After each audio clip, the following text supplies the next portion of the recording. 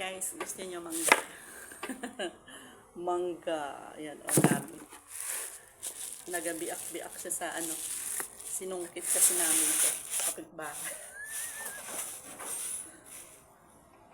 Sarap oh. Madilaw-dilaw na guys.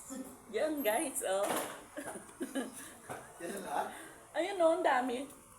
Sus, Ginoo. Kakaya na sa marami. Ito talaga.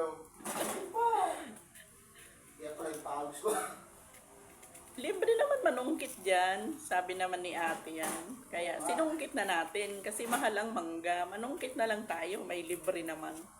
Kaya nga. Kaya grabe sensation na ako. Nagreklamo yung aking ano guys. Hindi naman nagre-reklamo. Yung yan nanunungkit. Kasi Sinangkay na ng kapitbahay mo. kapitbahay na mangga. Ayan oh. Nagre-reklamo mga ganyan.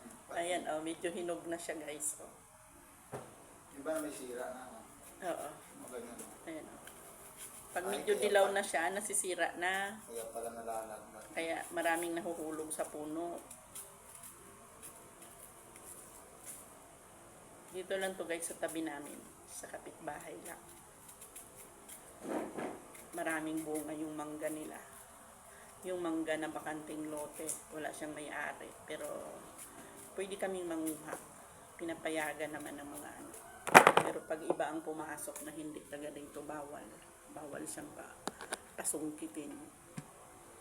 Mga kapitbahay lang ang pwedeng manungkit.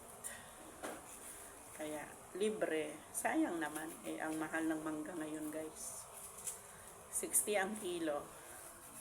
Eh, dito may libre. 60.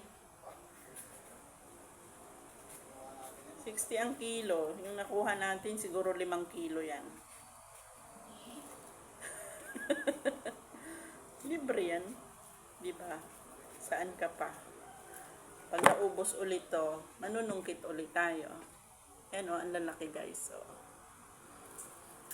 kakainin na natin to mamaya.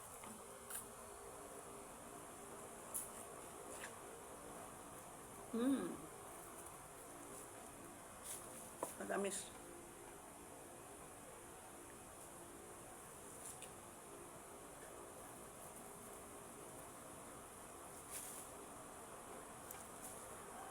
Masarap to lagyan ng ano, bagoong. Bili tayo ng bagoong mahal mamaya. Joke lang.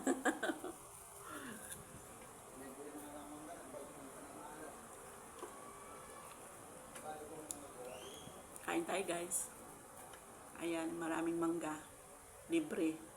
Salamat sa inyong panonood.